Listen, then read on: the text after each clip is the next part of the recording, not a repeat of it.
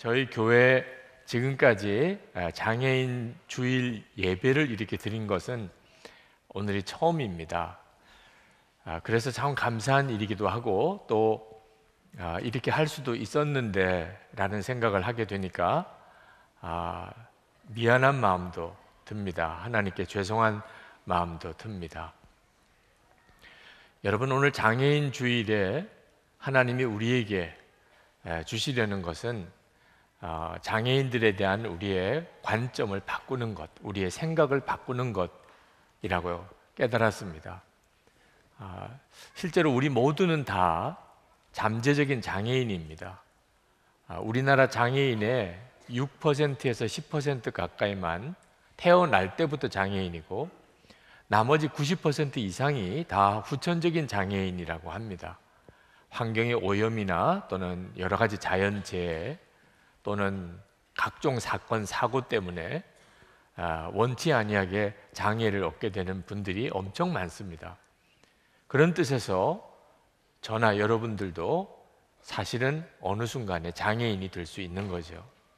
그러니까 장애인에 대한 문제는 아주 특별한 문제라고 생각하면 안 됩니다. 우리 모두의 문제이죠. 또 하나 우리가 생각을 바꿔야 되는 것 중에 하나가 장애인은 불쌍하다라는 생각입니다. 저희 교회 부목사님 자녀들이 많은데 그 초등학교 2학년 다니는 딸을 둔 목사님이 어느 날 그 딸의 반에 장애가 있는 아이가 있다는 것을 알았습니다. 그래서 딸에게 물어보았어요. 너는 그 장애가 있는 아이를 보면 어떤 느낌이 드냐? 그랬더니 그 딸이 저는 전혀 불쌍하다는 생각이 안 들어요. 목사님이 좀 가슴이 철렁 내려앉았대요. 그런데 그 다음 하는 이야기 때문에 더 놀랬대요. 나는 친구들을 보면 불쌍하다고 생각해 본 적이 없어요. 그 애도 내 친구거든요. 그런데 왜 그 애가 불쌍해요? 목사님이 그 딸의 이야기를 듣고 굉장히 마음이 부끄러웠다고 했어요. 어린 아이들이 때때로 어른들보다 더 어떤 일을 정확하게 본단 말입니다. 장애인은 불쌍한가? 그건 우리가 하나님의 관점으로 장애인을 보고 있지 못하다는 뜻입니다. 요한복음 9장에 보면 한 번은 제자들이 나면서 보지 못하는 장애인을 보고 예수님에게 이렇게 질문을 했습니다. 선생님, 이 사람이 눈먼 사람으로 태어난 것이 누구의 죄 때문입니까? 이 사람의 죄입니까? 부모의 죄입니까? 여러분, 얼마 전까지만 해도, 지금도 그런 분도 계시고 얼마 전까지만 해도 세계 모든 나라의 사람들이 다 이렇게 생각했습니다. 장애를 가지고 태어나면 무슨 죄가 있나 봐. 그 사람이든 그 조상이든 죄가 있으니까 저렇지. 그런 생각을 했었다니까요. 예수님은 단호하게 아니라고 말씀하셨어요. 3절 말씀에 주님 말씀하시기 이 사람이 죄를 지은 것도 아니요 그의 부모가 죄를 지은 것도 아니다. 하나님께서 하시는 일을 그에게서 드러내시려는 것이다. 이건 엄청난 관점이에요. 장애가 있는데 이건 하나님이 하시는 일을 드러내시려고 하심이라.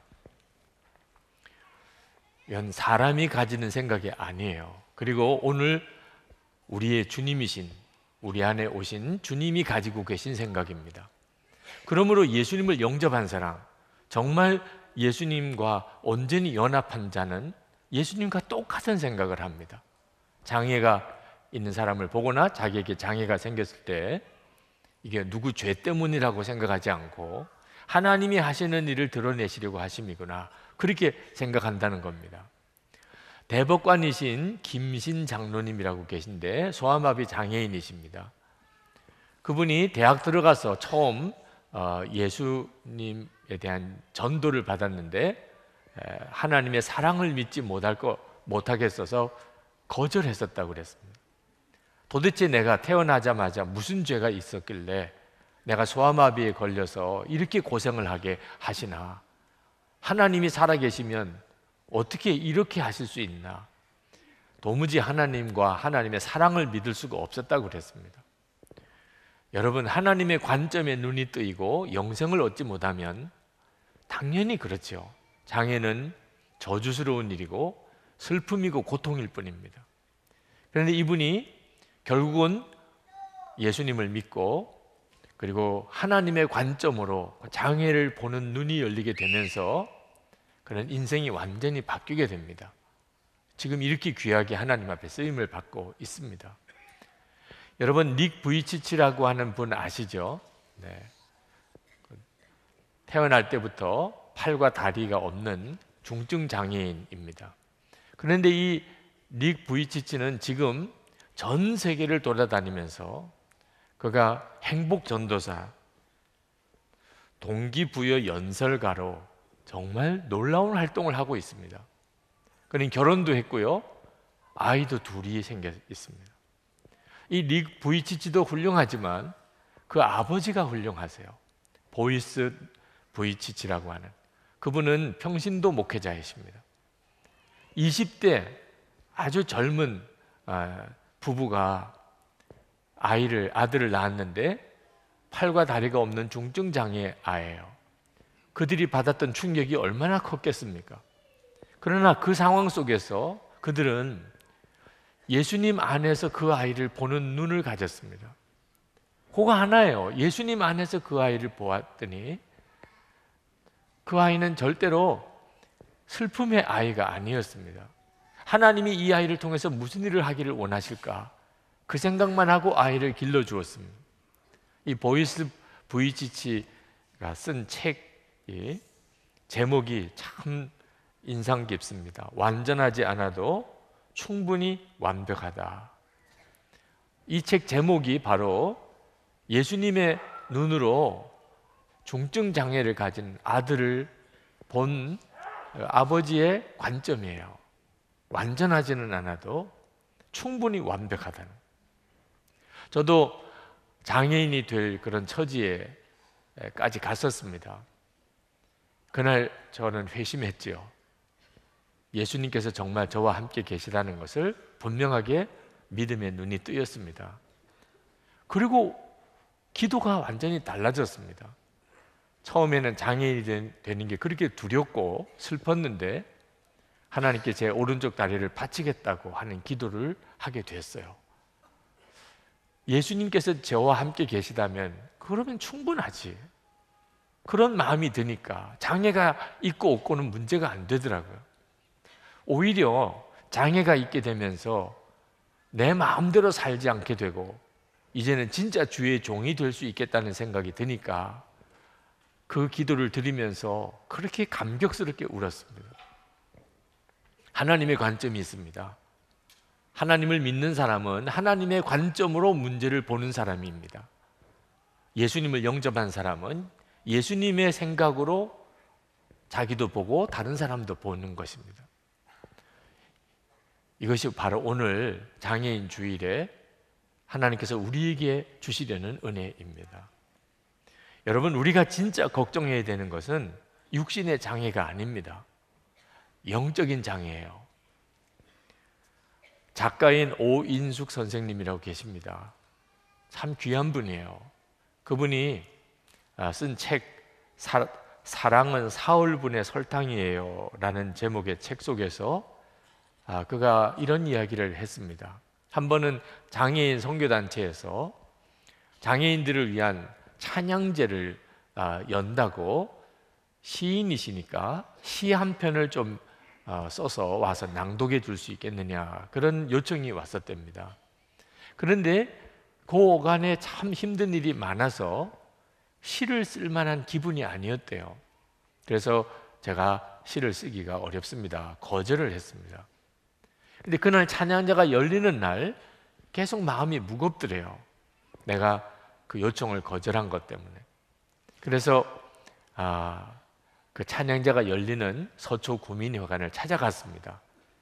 뒷자리에 앉아서라도 그 찬양제에 참석은 해야 되겠다, 그런 마음을 가지고 갔지요. 장애가 있으신 어느 복음성가 가수가 찬양을 하고 있었습니다.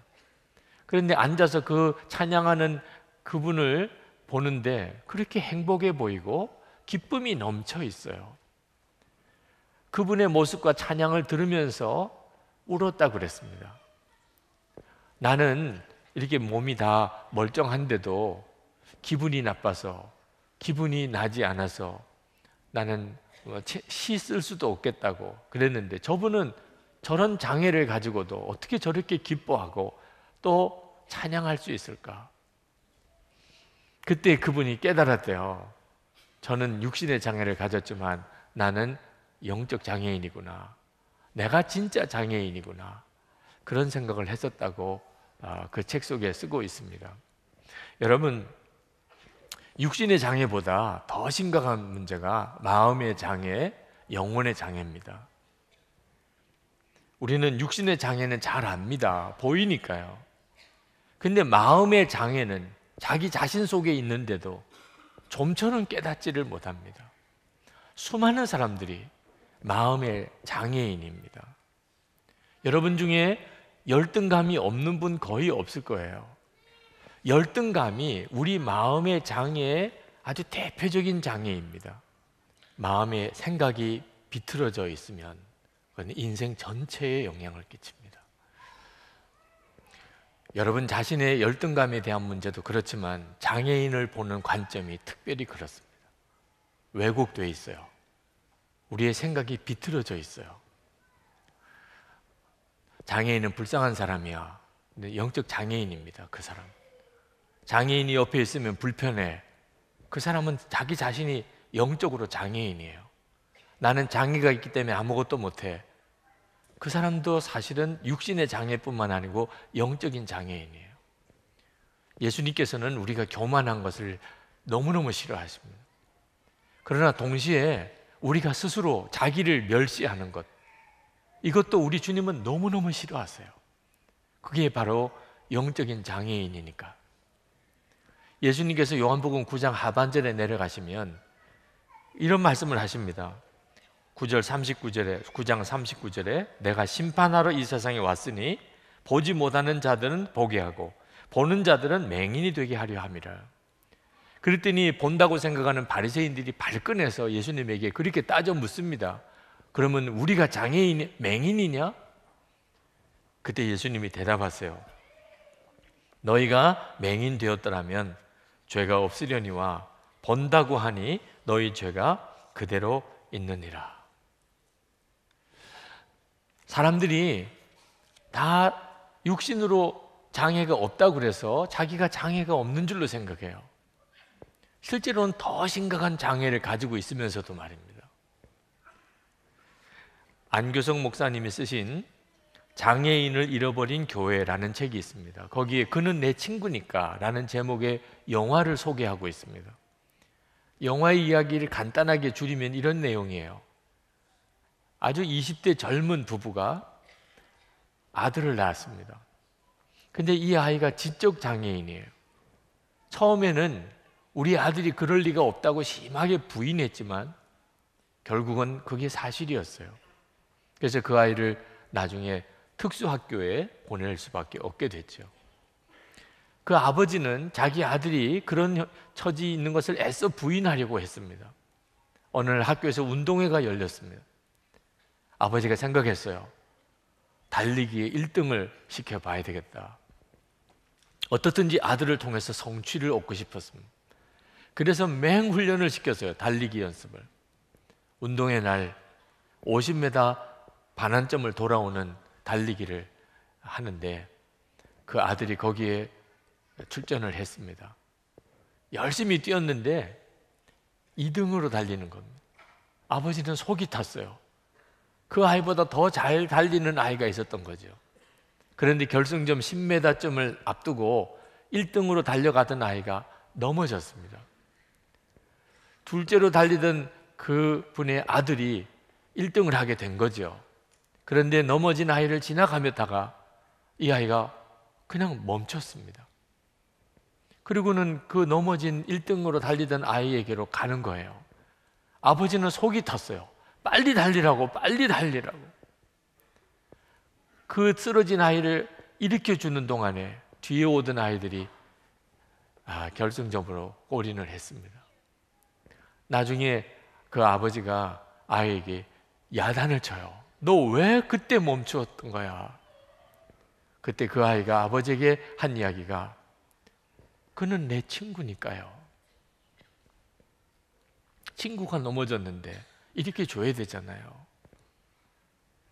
여러분, 이 아들이 장애인이에요? 아버지가 장애인이에요? 이게 바로 마음의 장애가 있는 걸 말하는 겁니다. 그 아버지는 충격을 받았어요. 아들의 말에, 그는 내 친구잖아요.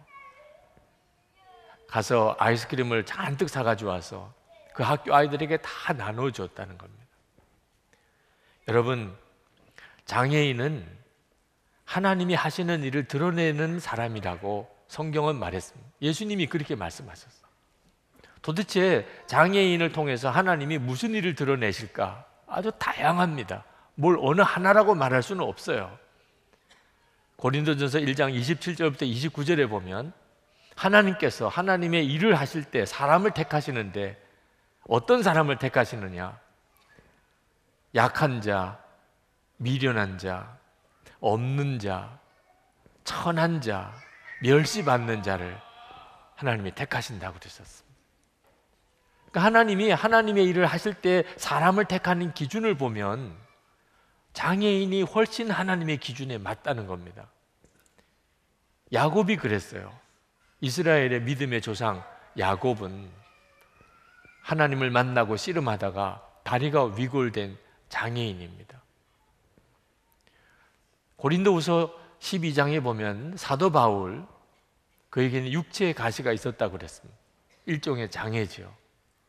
그는 그것이 사탄에 주는 것인 줄 알고 처음에는 대단히 하나님 앞에 나가서 고쳐달라고 기도를 많이 했지만 나중에 이것이 바로 하나님의 은혜가 자기에게 늘 충만하기 위하여 하나님이 주신 것인 줄 깨달았습니다.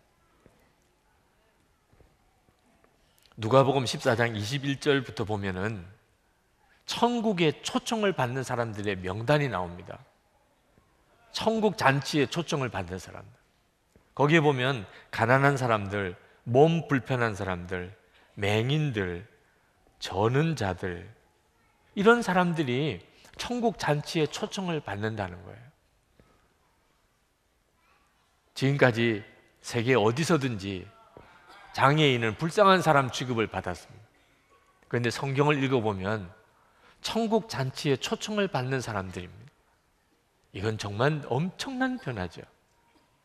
우리가 예수님을 믿으면 우리 안에 일어나는 이 관점의 변화는 너무나 놀라운 것입니다.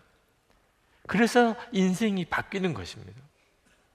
장애인은 절대로 불쌍하게 여겨서 도와줘야 될 대상이 아닙니다. 우리와 한 몸이에요. 아프리카의 어휘 중에 우분투라고 하는 어휘가 있다고 그럽니다. 어느 인류학자가 아프리카의 반투족이라고 하는 족속의 마을에 들어가서 아이들에게 놀이를 시켰습니다. 저 결승점에 아프리카에서는 먹어보기 힘든 아주 맛있는 딸기를 한 바구니 갖다 놓고 아이들에게 누구든지 가장 빨리 달려서 저 결승점에 들어간 아이에게 이 딸기를 다 주겠다, 다 먹게 해주겠다고. 그리고는 아이들에게 달리기 시합을 시켰는데 아이들이 눈이 반짝반짝거려지더래요. 그리고 출발 신호를 했는데 이 학자가 깜짝 놀랐습니다. 아이들이 다 옆으로 손을 내밀어서 전부 다 손에 손을 잡고는 똑같이 뛰어가기 시작하는 겁니다. 장애 아도 있었고 달릴 줄 모르는 어린아이도 있었지만 누구 하나 예외 없이 다 1등으로 결승점에 들어갔습니다. 그래서 그 딸기를 다 나눠 먹었어요. 이 학자가 그 아이들에게 물었습니다. 너희들은 어떻게 이렇게 했냐? 그때 아이들이 대답했어요. 한 사람만 기쁘면 다른 애들은 다 슬프잖아요. 우리는 우분투인 걸요. 여기에 우분투라는 것은 우리가 함께 하기 때문에 내가 있다, 그런 뜻입니다. 함께 있기 때문에 내가 있는 거예요. 장애인은 우리가 불쌍하게 여기고 그를 도와줘야 될 대상이기보다는 우리예요. 그냥 그가 있기 때문에 우리가 있는 거고 우리가 있으니까 그가 있는 겁니다.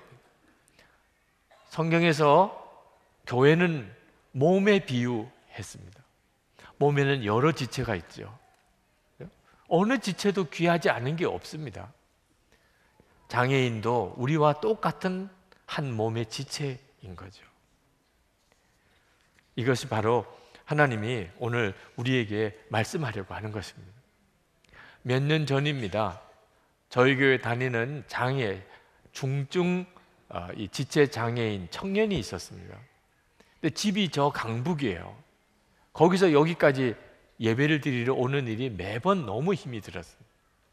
결국은 집 가까운 곳에 있는 교회를 찾아가야 했었습니다. 한 번은 교회에 와서 만났어요. 그리고 자기가 다닐 교회를 정했다고 그러면서 인사를 해요. 이제는 그 교회를 나가게 됐다고.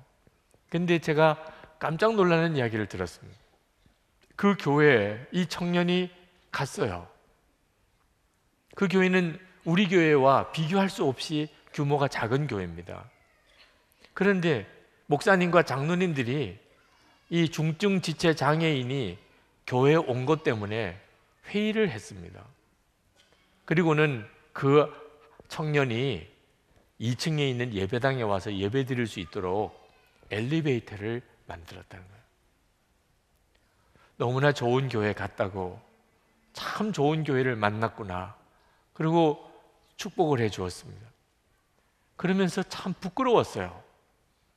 우리는 그렇게까지 우리와 한 지체인 장애인들을 위해서 그렇게까지 했는가? 저는 올해 우리 교회에서 한 일 중에 가장 하나님이 기뻐하실 일, 가장 잘한 일이 하나 있다고 생각합니다. 그것은 장애인들을 위한 주간 예수마을 학교를 연 겁니다. 장애인들은 학교를 다닐 때는 학교를 다닐 수도 있지만 학교를 졸업할 때가 되면, 성인 장애인이 되면 갈 데가 없어요. 일터가 있으면 직장에도 갈 수 있지만 꼼짝없이 집에만 있어야 합니다. 여러분, 이런 가족이 있는 그 가정을 상상하실 수 있겠습니까? 그 가족들이 겪는 어려움을 이해할 수 있겠습니까? 그리고 그런 장애를 가진 그 사람의 답답함을 이해할 수 있겠습니까? 그런 우리 교우들이 있음을 알면서 교회가 그냥 있을 수는 없다는 생각이 들었습니다. 그들을 위해서 주간에 몇 시간이라도 와서 집을 나서서 바깥 출입을 할 수 있는 그런 기회를 줄 수 있어야 되지 않겠나. 그리고 그 부모들이 조금이라도 쉬거나 또는 급한 일을 할 수 있는 그런 시간을 갖도록 해드려야 되지 않겠는가. 그러면 교회 안에 주간 우리 장애인 학교를 열어야죠. 함께 살 수 있는 단계까지는 못 가더라도 주간 학교는 열어줘야 되지 않겠는가. 여러분도 아시다시피 우리 교회는 공간 부족 현상이 굉장히 극심합니다. 마음은 있지만 공간을 만들기가 어려웠어요. 담임 목사실과 우리 장로님들 사이에 거기에 공간을 하나 만들었습니다. 사무실을 다 내보내고 통폐합시키고 사무실을 만들어서 조그만하게 예수마을 학교라고 그곳에 문을 열었습니다. 저는 그것이 너무 기뻐요. 그 학교에 딸을 입학시킨 부모님 한 분이 제게 메일을 보내오셨습니다. 감사하다는 거죠. 근데 그건 제가 받을 인사가 아니라는 생각이 들었습니다. 교우 여러분들이 받으셔야 될 인사입니다. 그래서 제가 읽어드리려고 합니다. 목사님, 안녕하세요. 전 예수마을 학교에 입학한 아목의 엄마입니다. 짧게라도 목사님께 감사의 마음을 전하고 싶어 편지를 씁니다. 화 목요일이면 딸은 교회로 등교합니다. 교복을 입고 또래 아이들이 웅성거리는 학교가 아닌 교회로 들어가는 발걸음이 아직은 낯설지만 주님을 바라보며 예수마을 학교를 향해 나아갑니다. 2년 전 기도를 시작하였습니다. 딸이 학교를 졸업하게 되었는데 이제 이 아이를 받아줄 만한 곳이 없었습니다. 갈 곳이 없다는 것은 정말 두려웠습니다. 장애여서 버려졌는데 장애 가운데 더 약한 자여서 다시 내쳐진 현실이 두려웠습니다. 그런데 그 어두운 현실 속에 작은 빛이 비쳤습니다. 그동안 많은 지체들이 아파하며 기도하며 간절히 기다렸는데 기쁜 소식이 들려왔습니다. 예수마을학교 문이 열린다는 것입니다. 작고 아직 약하지만 주님의 사랑과 선생님들의 섬김이 가득가득 담긴 곳, 이곳이 지금 저에게 숨을 쉴 수 있는 희망이고 소망입니다. 문을 열고 들어가면 기다리는 선생님들과 함께하는 언니 오빠들이 있어 시크한 딸도 은근 좋아하는 것 같습니다. 아이들의 얼굴은 활기가 넘치고 표현 가능한 학생들은 너무너무 재밌다고 합니다. 한 성인 장애 학생의 엄마는 졸업 후 몇 년 동안 집에만 있었는데 벗어날 수 있어 행복하다며 기쁨의 감사를 표현합니다. 목사님, 이 작은 감사의 고백이 주님의 일을 하시는 목사님과 선생님들에게 조금이나마 힘이 되었으면 하는 바람입니다. 자, 이제 우리 같이 이 시간에 좀 기도했으면 좋겠습니다. 우리 장애인들과 그리고 장애인을 둔 가정의 가족들을 위해서도 기도하고, 그리고 우리도 모르는 사이에 왜곡된 생각을 가지고 있는 마음의 장애인, 영혼의 장애인이 어떤 것에 대해서 하나님 앞에 고백하고 우리를 치유해 주시기를, 그리고 우리가 정말 하나님이 기뻐하시는 그런 교회 공동체, 장애인들도 한 몸이라고 느끼고, 그리고 하나님께서 영광 받으시는 교회 공동체가 될 수 있게 되기를 우리 다 같이 기도하겠습니다. 은혜와 사랑이 충만하신 아버지 하나님,